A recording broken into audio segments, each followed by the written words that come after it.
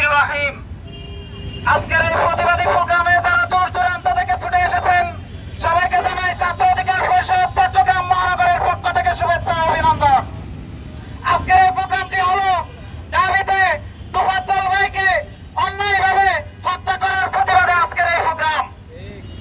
আপনারা দেখেছেন দিনের সূর্যের আলোতে কিভাবে আমার ভাইকে হত্যা করা হয়েছে। আমরা দেখতে পেয়েছি নতুন দেশ পেয়েছি, নতুন শাসক পেয়েছি, কিন্তু মানুষত্ব আমরা পাইনি। তাই স্পষ্টভাবে বলতে চাই, আমাদের মধ্যে যে দোষত্ব রয়েছে সেটা পরিবর্তনের আইন ব্যবস্থা জারি করা হোক। এবং আপনারা দেখতে পেয়েছেন 2019 সালে যেভাবে আপনার সাহাবকে হত্যা করা হয়েছে, ঠিক তার উত্তরসূরিরাই আজকে দাবিতে আমার ভাই তোফাজ্জলকে হত্যা করেছে। এই হত্যাকাণ্ডের জন্য এতটুকু প্রভাবিত হয়েছে নতুন দেশ নয়, নতুন শাসক নয়, নতুন আইন ব্যবস্থা আমাদেরকে নিশ্চিত করতে হবে।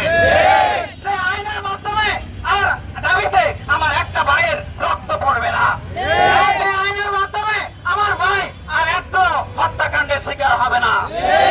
এবং স্বাধীনতার জন্য আমরা তাই রক্ত দিয়েছি, পরিশ্রম দিয়েছি, ঠিক স্বাধীনতা রক্ষার জন্য আমাদেরকে তার চেয়ে বেশি পরিশ্রম করতে হবে।